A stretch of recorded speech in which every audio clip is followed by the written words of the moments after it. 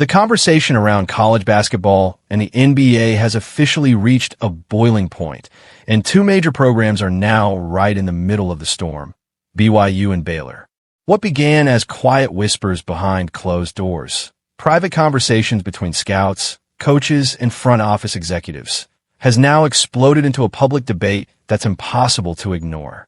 Across social media, sports talk shows, and NBA front offices, one question keeps coming up again and again. Are certain college basketball programs exploiting roster loopholes in ways that fundamentally affect the NBA's talent pipeline? And more importantly, should anything be done about it? At the heart of this controversy is not just one team, one player, or one rule. It's about the entire system, how players are developed, how long they stay in college when they enter the NBA, and whether the balance between college basketball and professional basketball has quietly shifted. Supporters of BYU and Baylor are quick to defend the programs. They argue that these schools are doing nothing illegal, nothing underhanded, and nothing outside the rules. According to them, BYU and Baylor are simply playing the game the way it's written. If the NCAA allows certain eligibility paths, extended development timelines, and flexible roster management, then why shouldn't programs take full advantage of that? From this perspective, it's not exploitation, it's efficiency. They say smart programs adapt, innovate, and find every legal edge available. And if other schools are falling behind, that's not BYU or Baylor's fault. That's the fault of programs that failed to adjust to the modern landscape of college athletics. But critics see something very different. To them, this isn't just about strategy, it's about distortion. They argue that certain roster approaches delay players from entering the NBA at the appropriate time, artificially inflate draft stock, and ultimately disrupt how professional teams evaluate talent. In their view, the system is being bent in ways it was never designed to handle. One of the biggest flashpoints in this debate is age and experience. Players at BYU and Baylor are often older than the typical college athlete. Some have spent additional years in development due to redshirt seasons, mission years, international play, or strategic eligibility management. By the time these players reach the NBA draft, they may be 2, 3, or even 4 years older than other prospects. On paper, that experience looks impressive. They're stronger. They're more physically mature. They understand complex systems. They play with discipline. They look polished. But NBA scouts and executives are starting to ask a hard question. Are teams drafting true long-term NBA talent?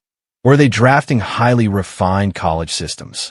There's a growing concern that some prospects appear more NBA ready simply because they've had more time to mature, not because their ceiling is higher. And in a league obsessed with upside, potential, and adaptability, that difference matters. Several NBA decision-makers have quietly expressed frustration that the draft evaluation process is becoming more complicated. Instead of projecting raw talent forward, teams now have to untangle how much of a player's success comes from individual ability and how much comes from years spent in a carefully structured college environment. Another major factor pouring fuel on this fire is NIL, name, image, and likeness deals. The introduction of NIL has completely changed the incentives for college athletes. Players can now earn serious money without ever stepping onto an NBA court. For some, staying in college longer is no longer a sacrifice. It's a smart financial decision. Critics argue that schools with strong NIL ecosystems, like BYU and Baylor, can offer players a comfortable alternative to early NBA entry. Instead of taking a chance on the draft or grinding through the G League, players can stay put, earn money, improve their draft stock, and delay professional risk. From the NBA's perspective, this creates a ripple effect. The league depends on a steady, predictable flow of young talent. When top prospects stay in college longer, draft classes become uneven. Some years feel overloaded, while others feel thin. Development timelines shift. Roster planning becomes more difficult, and when players finally do enter the league, they may arrive later than expected, pushing the burden of development onto NBA teams at a different stage than originally intended. Some executives have even suggested that the NBA is now scouting around college basketball, rather than through it, focusing less on stats and more on context, background, and long-term projection. Meanwhile, college coaches are pushing back hard. They argue that blaming individual programs is a lazy response to a much deeper issue. According to them, the real problem isn't BYU or Baylor. The real problem is a system that hasn't evolved fast enough to keep up with modern realities. They point to unclear eligibility rules, outdated age requirements, and a lack of coordination between the NCAA and the NBA. In their eyes, colleges are being forced to operate in a gray area because the governing bodies haven't provided a clear, unified path forward. From this viewpoint, programs aren't exploiting loopholes. They're surviving in an ecosystem that rewards flexibility and punishes rigidity. And then there are the fans. As expected, opinions are deeply divided. Some fans admire what BYU and Baylor are doing. They see discipline, long-term planning, and player development done the right way. To them, these programs represent stability in a chaotic era of transfers, nil chaos, and short-term thinking. Others feel uncomfortable with where this is heading. They worry that college basketball is slowly turning into a semi-professional holding pattern, where players delay NBA entry not for education, but for leverage. They fear this blurs the line between amateur development and professional preparation, undermining the original spirit of college sports. So what happens next? Will the NBA step in and adjust draft eligibility rules?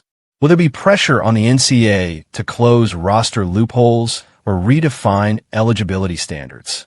Or will this simply become the new normal? A system where college basketball holds on a talent longer, reshaping how the NBA builds its future? Right now, there are no easy answers. What is clear is that the conversation is far from over. As money, development, and opportunity continue to collide, programs like BYU and Baylor are no longer just competing for wins.